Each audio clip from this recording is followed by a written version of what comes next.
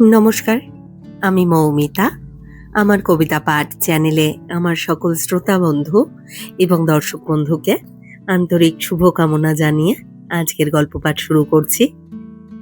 আজ আমি আপনাদেরকে পড়ে শোনাব বিখ্যাত সাহিত্যিক শ্রীমতী সুচিত্রা ভট্টাচার্যের লেখা একটি অসাধারণ ছোট গল্প। গল্পের নাম গ্রেটা গার্বো। গল্প শুরুর আগে আমার পুরনো কথাগুলি আরও একবার খুব সংক্ষেপে বলে নিচ্ছি। এই চ্যানেলে যারা আমার গল্প পাঠটি শুনছেন তাদের কাছে অনুরোধ, যদি আমার পাঠ এবং পরিবেশন আপনাদের ভালো লাগে, যদি গল্পটি ভালো লাগে, একটি লাইক করবেন এবং গল্পটিকে আপনাদের প্রিয়জনের মধ্যে শেয়ার করে দেবেন। আর এখনও যারা চ্যানেলটি সাবস্ক্রাইব করেননি তারা অবশ্যই চ্যানেলটি সাবস্ক্রাইব করে দেবেন। আর হ্যাঁ, সবাইকেই বলছি নোটিফিকেশান অন রাখার জন্য, যাতে প্রতিটি গল্প পড়বার পর আপনারা সবার প্রথমে নোটিফিকেশান পেয়ে যান। আর কথা বাড়িয়ে সময় নষ্ট করছি না, শুরু করছি আজকের গল্প গ্রেটা গার্বো।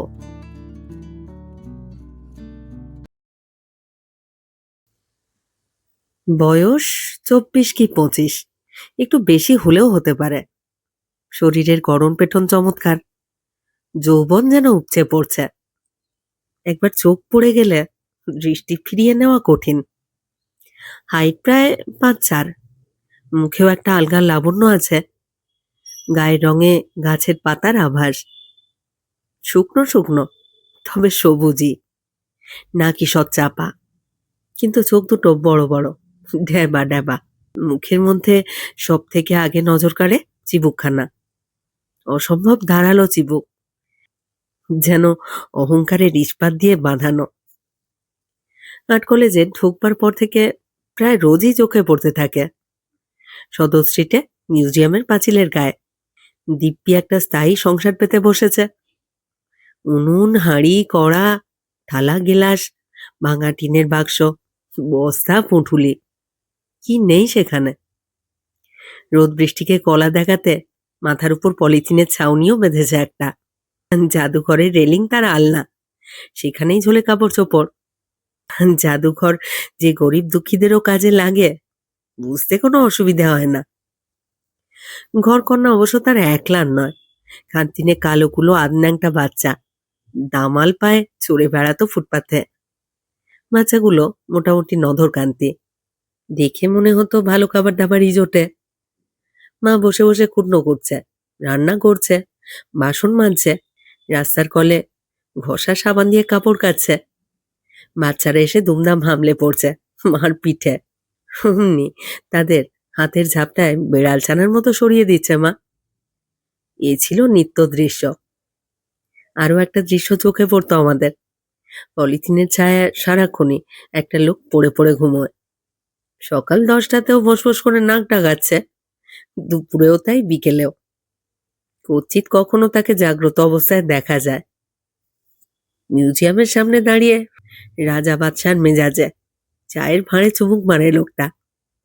তার স্বাস্থ্যটিও দেখবার মতো, ইয়া লম্বা চওড়া, রীতিমতো তাগড়াই জোয়ান, পেশিতে রোদ পিছলয়, মুখ ভর্তি জঙ্গল জঙ্গল দাড়ি, দু চোখ পাকা করমচার মতো লাল, যেন এইমাত্র গাঁজার আড্ডা থেকে উঠে এলো। তা এই লোকটাকে নিয়ে আমার গল্প নয়, আমার কাহিনী তার সঙ্গিনীকে নিয়ে। আমরা ওর নাম দিয়েছিলাম গ্রেটা গার্বো, সম্ভবত ওই ধারালো চিবুকটার জন্যই, অথবা ওর ফিগার। 3 বাচ্চার মা হয়েও শরীরের কি বাঁধুনি। প্রথম বন্ধু মহলে গ্রেটাকে নিয়ে গবেষণা চলতো জোর। দেখেছিস গোটা ফ্যামিলি কেমন তেল চুকচুকে, কি করে চলে রে গ্রেটাদের? ভিক্ষেই তো সবচেয়ে লাভজনক প্রফেশন। নো পরিশ্রম, মোটামুটি সেফ ইনকাম। গ্রেটা ভিক্ষে করে না তো যা, ফুটপাতে শিখি আধুলিগুলো তবে পড়ে কেন? লক্ষ্য করে দেখিস, গ্রেটা কিন্তু একটাও পয়সা তোলে না, বাচ্চাদেরও তুলতে দেয় না। সেদিন তো একটা শিখিতে হাত দিয়েছিল বলে বড় বাচ্চাটাকে কি পেটাচ্ছিল। তাহলে তাহলে পয়সাগুলো এমনি এমনি পড়ে থাকে বলছিস? অনেকেই তো হাঁ করে গ্রেটাকে গেলে। তারাই হয়তো কেউ কেউ দর্শনই দিয়ে যায়। কিন্তু গার্ব ফ্যামিলির তাহলে সোর্স অফ ইনকামটা কি? বর কামায়? হতে পারে। ব্যাটা শিওর চোর। দিনে ঘুমিয়ে নেয়, রাতে তেল টেল মেখে। ও ব্যাটা অত ছোটখাটো কাজ করবার লোক নয়। ব্যাটা নির্ঘাত ডাকাত কিংবা ভাড়া করা খুনি লুটেরা। তাহলে মোটা মাল করেই থাকতো, থোড়াই ডেরা বাঁধতো ফুটপাতে। হয়তো এটাই ক্যামোফ্লেজ। কোনদিন দেখবি কাগজে বড় করে ছবি বেরিয়েছে, ডাকাতের বউ বলেই না এটার ভিকে নিতে মনে লাগে। দিব্যি আছে মাইরি, কলকাতার একদম সেন্ট্রাল প্লেসে, মিনিমাম এস্টাবলিশমেন্ট খরচায়। হঠাৎই একদিন অভিজিৎ কলেজে একটা উড়ো খবর ভাসিয়ে দিল, রিটা নাকি মোটেই ওর বরের পয়সায় খায় না, সে রীতিমতো গতর কাটিয়ে খায়, কিংবা বলা যায় গতর বেচে। অর্থাৎ সে একজন দেহোপজীবিনী। অভিজিৎ ডায়মন্ড হারবার লাইনের সিরাকুলে থাকে, গঙ্গার ধার থেকে বাস ধরে রোজ। সে নাকি ইডেন গার্ডেনের গেটে রংচং মেখে গ্রেটাকে দাঁড়িয়ে থাকতে দেখেছে। সঙ্গে সঙ্গে অভিজিতের পিছনে লেগে গেলাম আমরা। নন্দিনী চোখ পাকালো। এই এই, আমাদের গ্রেটা কার্বোর ক্যারেক্টারে তুই কালি চিটোচ্ছিস কেন? বিপাশা ভুরু নাচালো। তুই বুঝি ওইসব মেয়েদের দেখে বেড়াস? গুরুপদ চাঁটি কষালো। এই ঝেড়ে খাস তো, তুই ট্রাই নিয়েছিলি নাকি? ঠাট্টাই আর কি চললো ঠিকই, তবে অভিজিতের সংবাদটাকে আমরা পুরোপুরি উড়িয়েও দিলাম না। অমন যৌবন আছে, ভিক্ষাবৃত্তির বদলে গ্রেটা আদিম পেশা তো অবলম্বন করতেই পারে। তবে আমাদের মধ্যে একচোট তর্কও হয়ে গেল। অভিজিৎ, রমেন, নন্দিনী বিপাশাদের মতে ওরকম নোংরা জীবনযাপন করাচ্ছে ভিক্ষে করা ঢের ভালো। বেশ তো গতর আছে, দেহ না বেচে লোকের বাড়ি তো খেটেও খেতে পারো। সমর, গুরুপদ, লোকেন্দ্র আর আমি অবশ্য বিপরীত মতের, ভিক্ষে করবার চরম বিরোধী। আমরা গলা ফাটিয়ে বললাম, যে কোনো মানুষের যে কোনো স্বাধীন পেশা বেছে নেওয়ার অধিকার আছে। লোকের বাড়ি কাপড় কাচা বাসন মাজা যেমন এক ধরনের সার্ভিস, তেমন শরীর বিক্রিটাও আর এক ধরনের সার্ভিস বলে মেনে নিলেই তো হলো। এই যে মেয়েগুলো আমাদের কলেজে মডেল হতে আসে, পেটের তাড়নায় চোখ বুজে নিজেদের উন্মোচিত করে দেয়, আমরা শিল্পীরা তাদের কি হীন চোখে দেখতে পারি না দেখাটা উচিত? তবে গ্রেটার বরটিকে নিয়ে কৌতূহল আমাদের রয়েই গেল। বউয়ের দেহ নিংড়ানো রোজগারে আয়েশ করে খাচ্ছে, খাচ্ছে দাচ্ছে ঘুমোচ্ছে, এ কেমন ধারার পুরুষ মানুষ?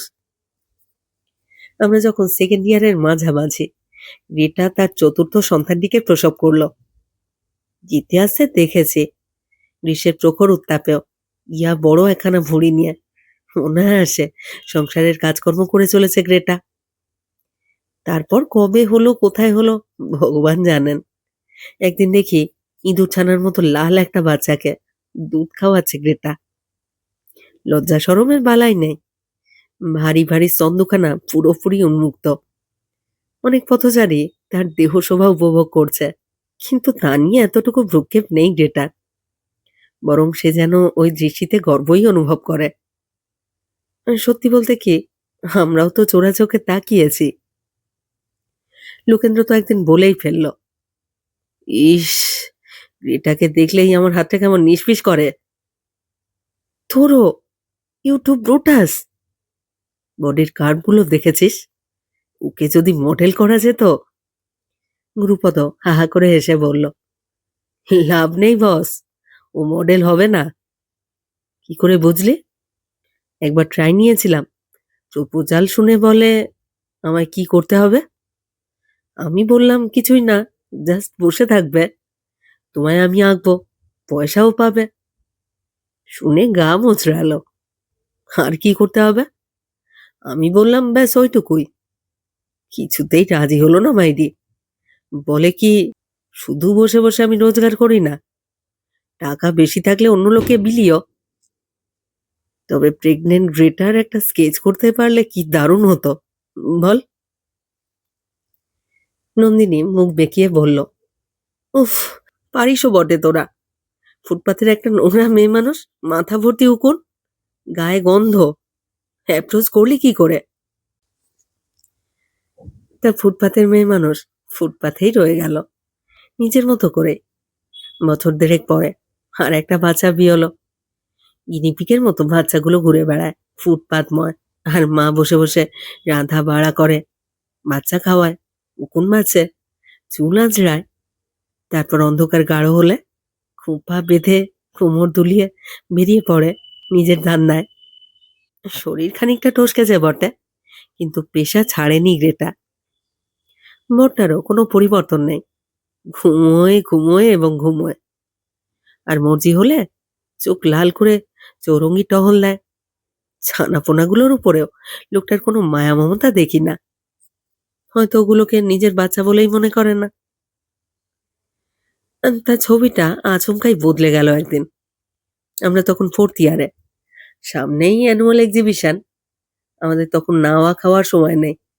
ছবি আঁকছি, ছবি সাজাচ্ছি, এই স্যারের কাছে ছুটছি, ওই ম্যাডামের কাছে যাচ্ছি। ডিসেম্বরের শীতেও আমাদের গলদঘর্ম অবস্থা।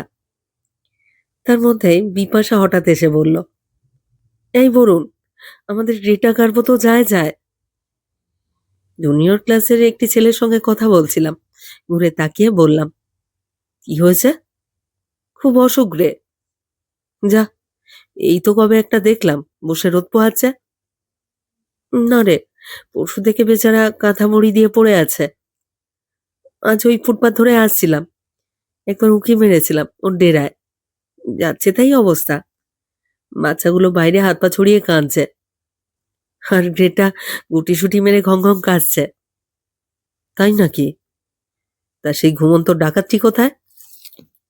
দেখলাম না রে, মনে হলো ডাক্তার ফাক্তারও দেখায়নি, ওষুধ বিশুধও খায়নি। মেয়েটার সঙ্গে আমাদের কোনো সম্পর্কই নেই, আলাপই বা কতটুকু আছে।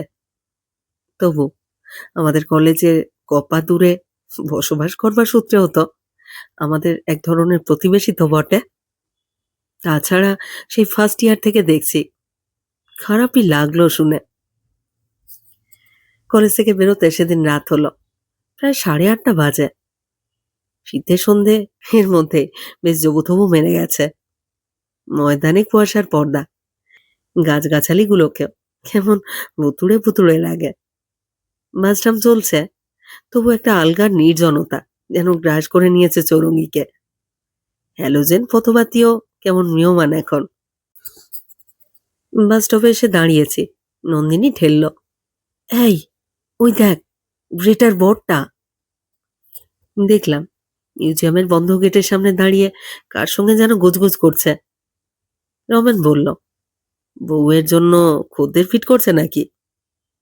হতে পারে, বউ ঝড়ে কাবু, বেরোতে পারছে না। বিপাশা শিউরে উঠল, কি সাংঘাতিক। হ্যাঁ, তোরা কি একটু কথা বল না, জিজ্ঞেস কর না বউয়ের কি হয়েছে। ধুর, বাদ দে। গুরুপদ বলল, আমি যাব, জেনে আসবো। রমেন বলল, চল তবে। আমি ডাকলাম, এই যে শোনো। লোকটা এগিয়ে এলো। বলছিলেন কিছু? কি হয়েছে তোমার বউয়ের? বুঝি একটু অবাকই হলো লোকটা। চোখ কুঁচকে একবার কলেজটাকে দেখলো, একবার আমাদের। মারিকি গলায় বলল, ব্যামো হয়েছে। ওষুধপত্র খাইয়েছ কিছু? খাঞ্জাখার কায়দায় বলল, ও এমনি জ্বরজারি, এমনি সেরে যাবে। ফ্রি স্কুল স্ট্রিটে একটা ডাক্তারখানা তো আছে, বিনা পয়সায় ওষুধও দেয়, ওখানে তো দেখিয়ে আনতে পারো। বললাম তো এমনি সারবে। ধরতেরই চাই, যার বউ তারই কানে। আমরাও আর বেশি মাথা ঘামালাম না, খেয়ে দিয়ে প্রচুর কাজ আছে আমাদের। গ্রেটা আর আমাদের মগজেই ছিল না। বাৎসরিক প্রদর্শনীর রাজস্ব যোগ্য শেষ হওয়ার পর ছুটি পড়লো কটা দিন। জানুয়ারিতে আমার কলেজে এসেছি। নন্দিনী ঢুকেই বলল, এই গ্রেটার হাল কিন্তু খুব খারাপ রে, বোধহয় আর বাঁচবে না। চল না, একটু দেখে আসি। যাবি? চল না। গ্রেটার আস্তানায় গিয়ে রীতিমতো ঘাবড়ে গেলাম। এই যে খুবই ঘোরালো পরিস্থিতি। বেচারা গ্রেটা বিছানায় প্রায় মিশে গিয়েছে। চোখের নিচে গাঢ় কালি, চোয়াল ভাঙা, চেহারায় সেই জৌলুস নেই। আর বাচ্চাগুলো কেমন যেন নেতা নেতা হয়ে গেছে, ঝাঁক বেঁধে বসে মুড়ি খাচ্ছে খুঁটে খুঁটে। আপাতমস্তক কাঁথা মুড়ি দেওয়া গ্রেটা কাশির দমকে উঠে বসছে বারবার, আর হাঁপুড়ের মতো হাঁপাচ্ছে। গুরুপদ জিজ্ঞেস করলো, কি ওষুধ খেয়েছো?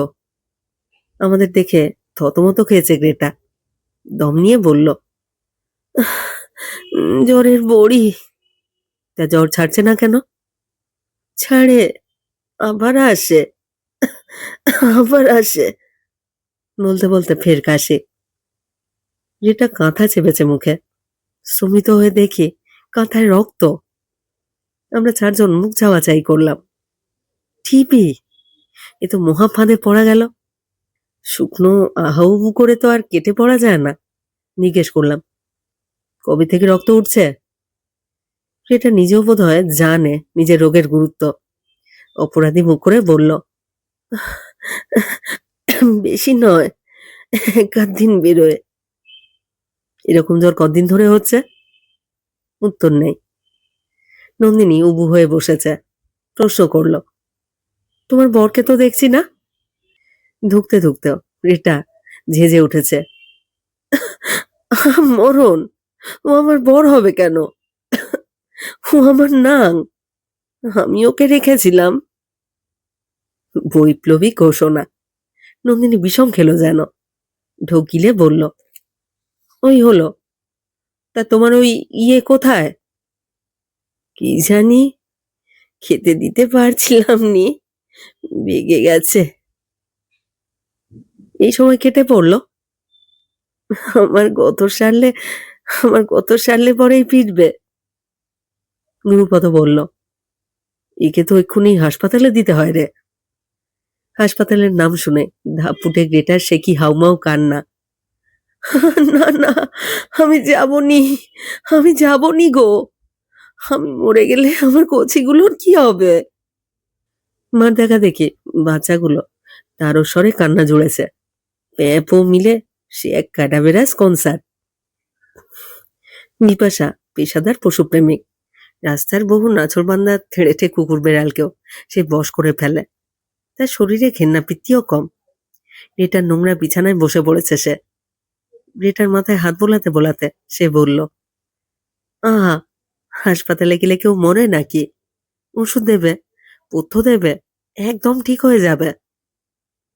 না গো দিদিমণি, কচিদের ফেলে আমি কোথাও যাবনি। ওদের নিয়ে ভেবো না, আমরা তো আছি। কি বুঝলো কে জানে। রেটা নিমরাজি হলো শেষে।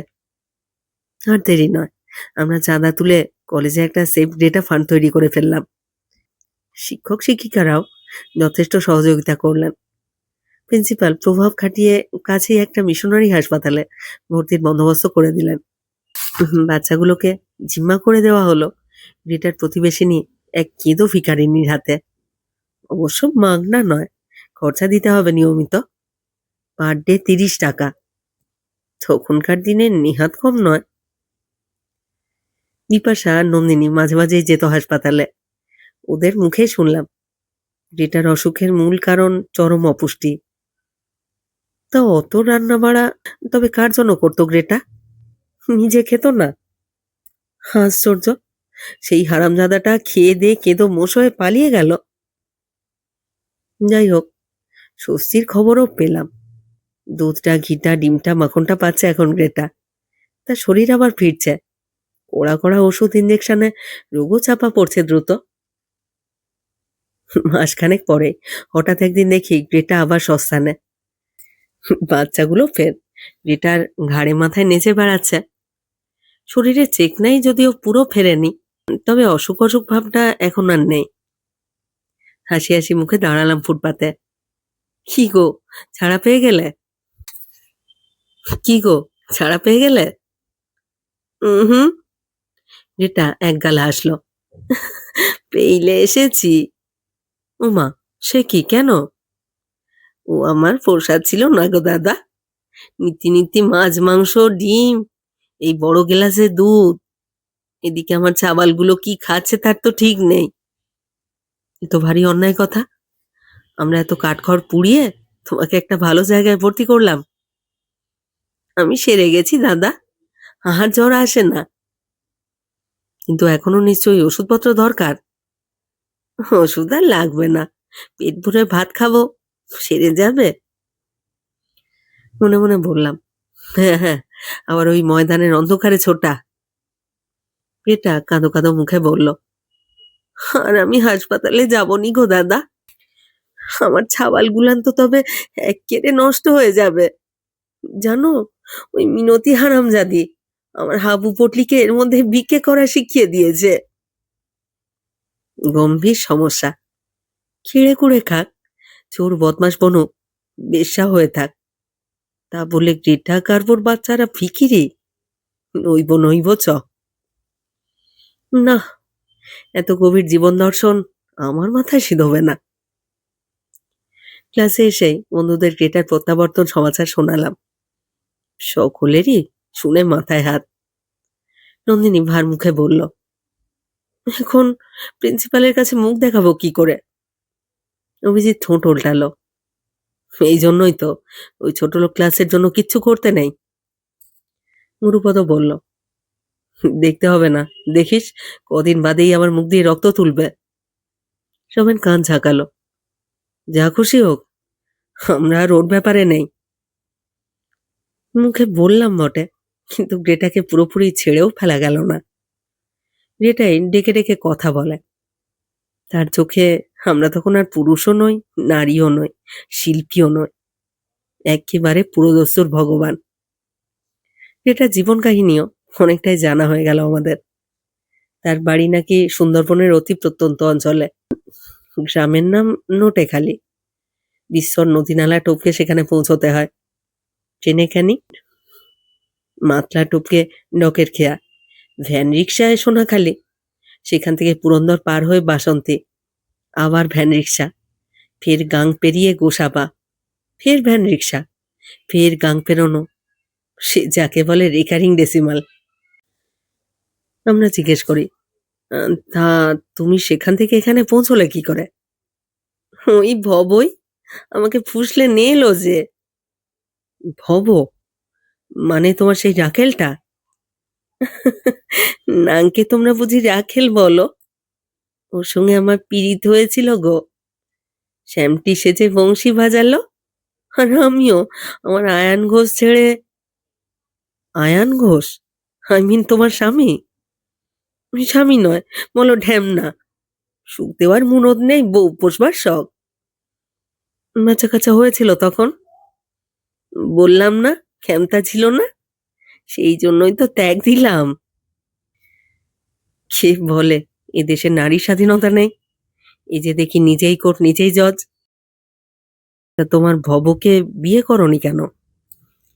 ঢ্যামনাটাকে ছাড়বার সময় পণ করেছিলাম, পুরুষ মানুষকে আর বিয়ে করবো নি, রাখবো। বাহ, অসাধারণ। কিন্তু তোমার ভবর রোজগার পাতিতে এত অনীহা কেন?